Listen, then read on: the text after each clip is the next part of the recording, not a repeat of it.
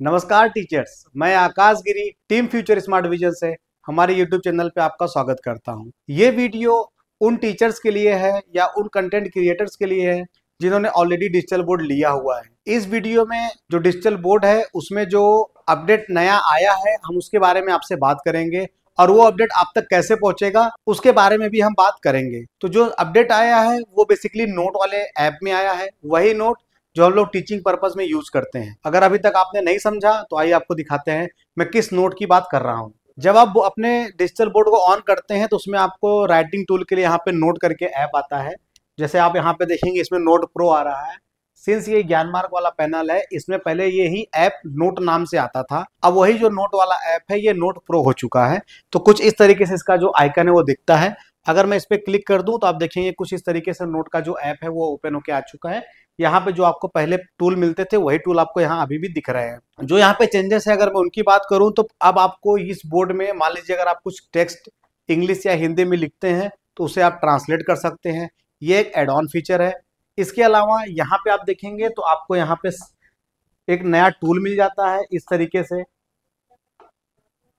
ये वाला टूल आपको मिल जाता है। इसके अलावा माइंड मैप पे जाएंगे तो आपको यहाँ पे भी एक एक्स्ट्रा ऑप्शन मिल रहा है। साथ ही अगर इस मोर वाले ऑप्शन में जाएंगे तो यहाँ पे आपको जियोजेब्रा और सिमुलेशन के एक्स्ट्रा ऑप्शन मिल जाते हैं।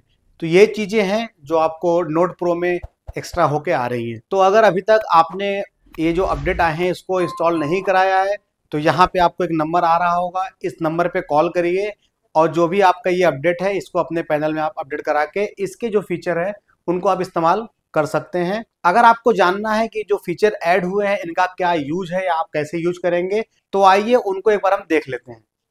तो सबसे पहले जैसा मैंने आपको बताया इसमें आपको ट्रांसलेट का ऑप्शन मिल जाता है। तो जैसे मान लीजिए आपने यहाँ पे कुछ लिखा हुआ है,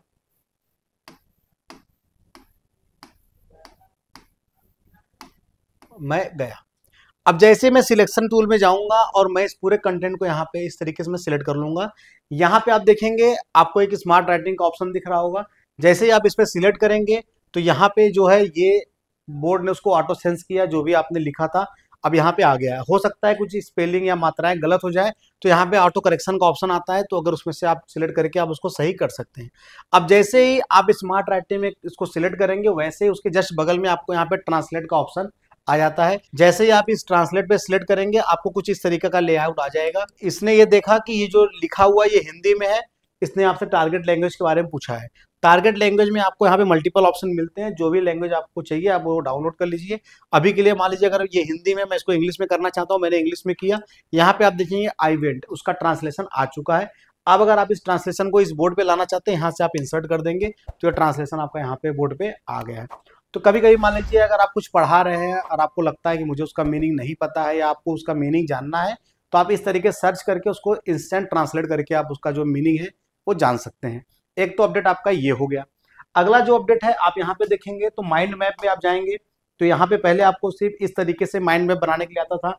इसको आप कम ज्यादा यहाँ से कर सकते थे, लेकिन ये इस तरीके से आता था। लेकिन अगर आपको इसको चेंज करना है, इसको अगर मैं इस साइड करूँ और यहाँ पे आइए, यहाँ पे आप इस तरीके से देखिए आपको एक नया ऑप्शन आ जाता है।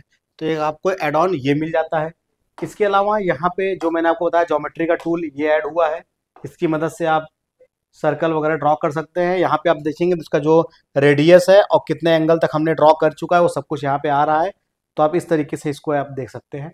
एक तो ये हो गया, और जो इसमें मेन अपडेट आए हैं वो आपको यहाँ मिल जाएंगे। यहाँ पे जाएंगे तो आपको यहाँ पे सिमुलेशन के ऑप्शन मिल जाते हैं।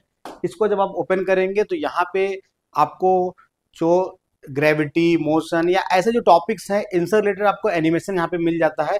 तो बच्चों को उसको और अच्छे से पढ़ाने के लिए जो एक आपको यहाँ पे एक टूल मिल जाता है, इसकी मदद से आप चीज़ों को और बेहतर ढंग से पढ़ा सकते हैं। यहाँ पे आप देखेंगे तो आपको अलग अलग सब्जेक्ट के फिजिक्स, केमिस्ट्री, मैथ, बायोलॉजी सारा सब्जेक्ट आपको यहाँ पे मिल जाता है और वो कंटेंट आप देखेंगे यहाँ पे आपको मिल जाता है। इसके अलावा आपको यहाँ पे ग्रेड सिलेक्ट करने के लिए भी आता है, हाई स्कूल के लिए चाहिए, यूनिवर्सिटी के लिए चाहिए, आप वो सिलेक्ट कर सकते हैं। और जो भी कंटेंट आपको देखना हो, जैसे मान लीजिए अगर मैं बैलेंसिंग का बच्चों को अगर मुझे एक्सप्लेन करना है एनिमेशन के थ्रू तो आप देखेंगे यहाँ पे बैलेंसिंग का ओपन हो चुका है।